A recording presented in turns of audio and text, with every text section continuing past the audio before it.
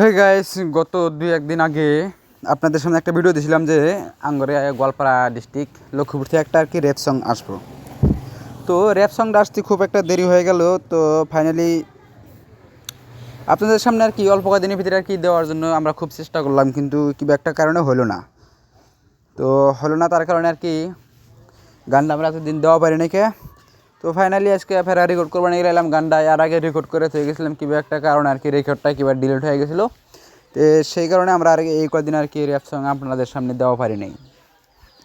তো ফাইনালি আজকে আর কি ফেরা রিপিট এলাম রেকর্ড করার জন্য।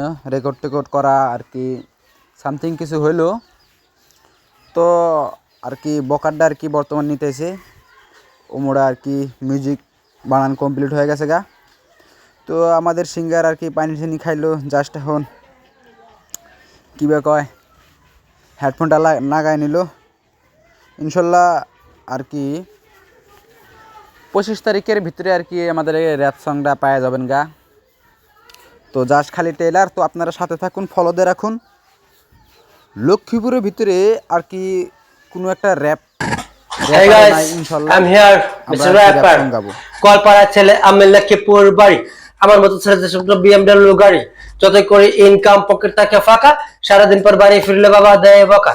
বাবা মায়ের কথা মতো আমরা চলি না, তার জন্য আমাদের কপালে কিছু জুটে না। বাবা মায়ের স্বপ্ন ছিল মানুষ হব বড়, আমি রিজা হতে চাই তোমাদের প্রিয়। চাই না আমি টাকা পয়সা, চাই না বাড়ি গাড়ি, শুধু চাই মনের মতো।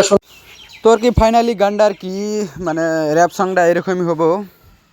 তো মানে যে কোনো একটা গান গাওয়ার আগে আর কি মানে কোনো মিউজিক ছাড়া আর কি যেরকম শোনা যায়, কিন্তু মিউজিক দেওয়ার পরে অটোমেটিকলি কিবা একটা লুক আসা যায় গানের।